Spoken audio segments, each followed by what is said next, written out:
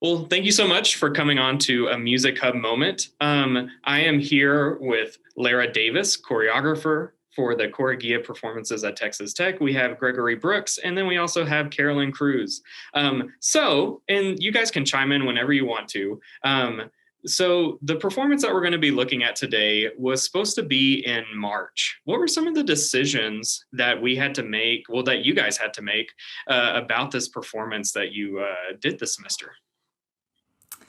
Yes, thank you for asking that question. It was really sad that the performance had to be canceled in March and due to the lockdown and not returning to in-person school at Texas Tech University. So we switched gears at that time and learned an entirely different piece and focused on team building and individual vocalism through the remainder of the semester.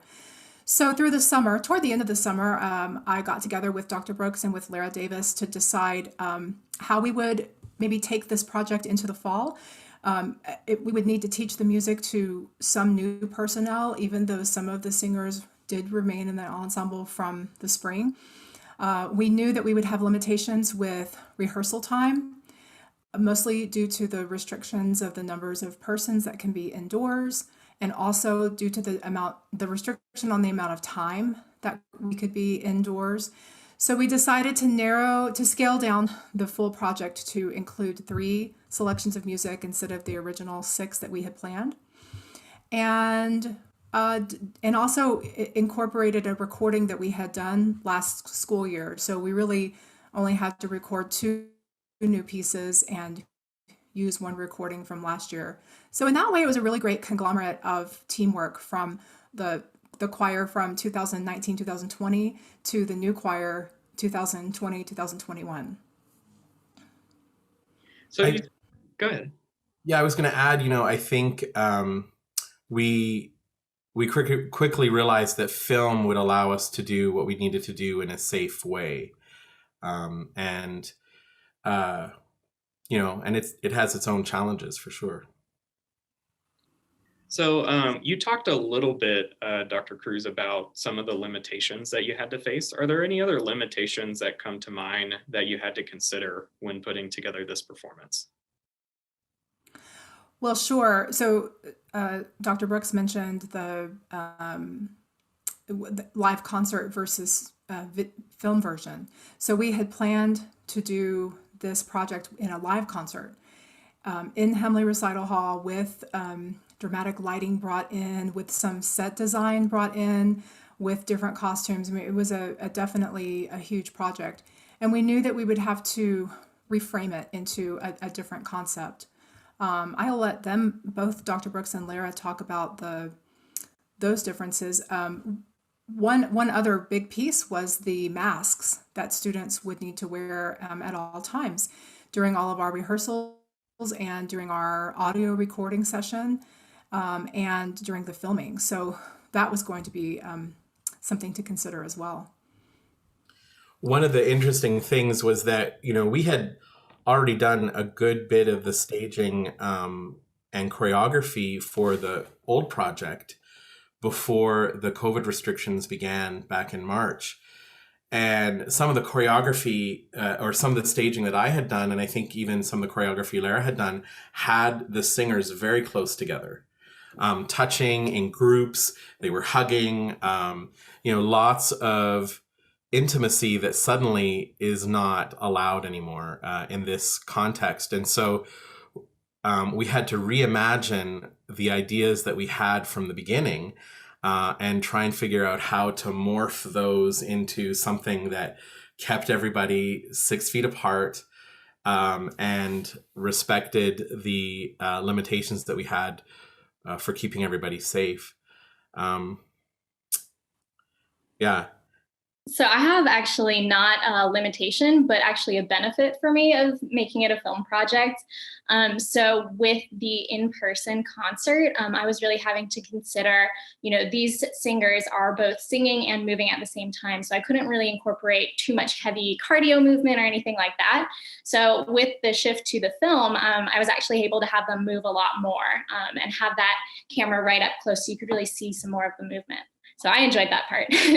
Yeah, that's definitely a benefit. I mean, as somebody who has sung and danced at the same time, you get out of breath very quickly and suddenly your singing starts to suffer.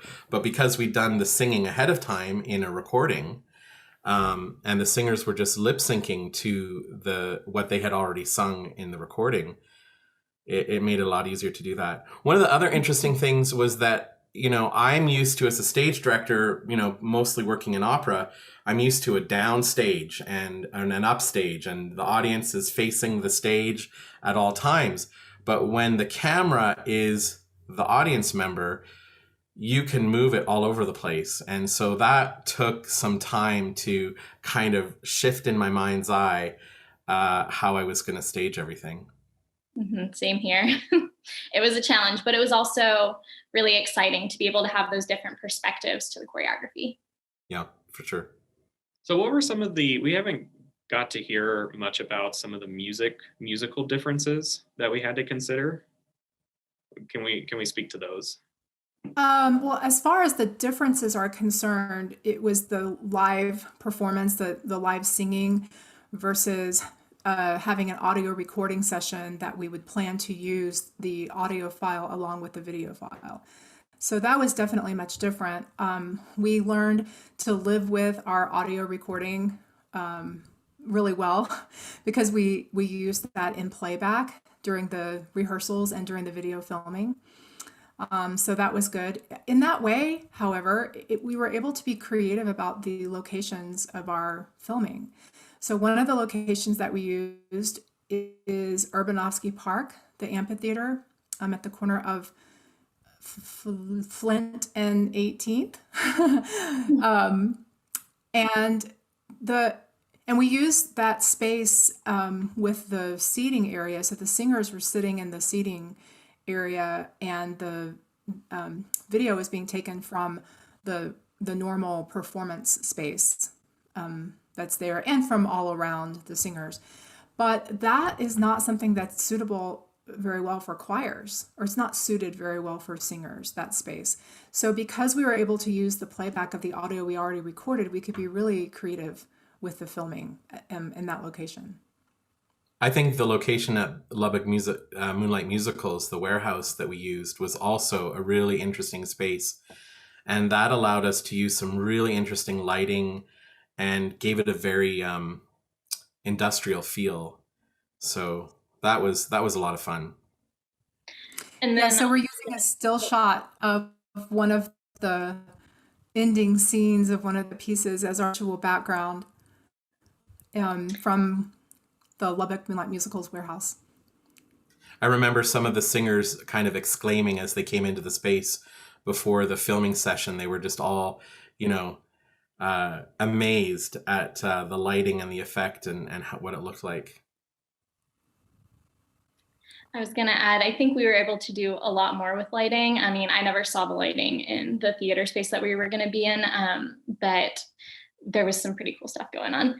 And then I also want to add, with the audio recording, it was also a lot easier for me as a dancer because it was the same tempo every time. Whereas with live singing, it might be a little bit different each time. So movements might be slower, and it's actually a little bit more challenging for the singers. So it was nice to kind of have that steady tempo. Yeah. So I guess it's the title of this performance is "We Have a Voice." What's behind that? Is there a meaning behind this title?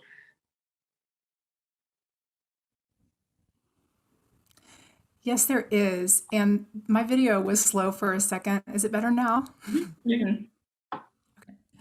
Yes, we titled it "I Have a Voice" as a way to personify the individuality that each of the singers in this ensemble possesses, not only as a musician in the ensemble, as a singer of their individual voice part, as a member of Texas Tech University community at large, as a future leader, current, I should say, and future leader in their individual fields.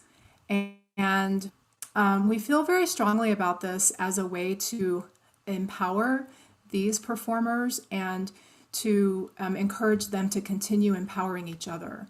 There's a scene I'll let Greg talk about the scene or the idea of the scene in particular, but there's a scene in one of the pieces where the women, the singers, are wearing a mantra. They're wearing like an affirmation on their shirts. You want to tag team on that? Sure, I don't want to sure. keep going. Well, I mean, it was your idea, Carolyn, for the women to be able to choose the saying that was going to go on their shirt. And so all of the singers chose their saying. Some of them took text from the selections that we had and put that on their shirt. Some chose, I think, text that was personal to them. But there was as I was starting to plan out the staging for that particular piece, there was about a minute in the middle where I couldn't figure out what to do, because this was a change from what we had staged originally to what we were going to be able to do with film. And I thought, we need a moment where we can see all of these sayings on the t-shirts. So there's a moment in the second piece where for about a second, you see each woman, each singer, one after the other, and you can read their t-shirt. So it goes by pretty quickly. You may have to go back and press pause to read each individual shirt, but I think that was a really neat moment. The text to the pieces all deal with empowering women, empowering the desire, being strong, being powerful, and they intertwine with each other really, really well. So we start with a piece called Warrior that describes a transition from basically not feeling like a warrior within yourself to realizing that you need to be a warrior for your sisterhood. And then the second piece is called Truth and speaks to having roots of, the opening text is "My roots are earth," but really just being strong within yourself and believing in yourself, having that strong self-esteem, and has a phrase in it that says, "My mother told me I was beautiful." But many times our young women in society don't believe this because of what they encounter with peers and with social media and with bullying. And then the third piece is called They May Tell You.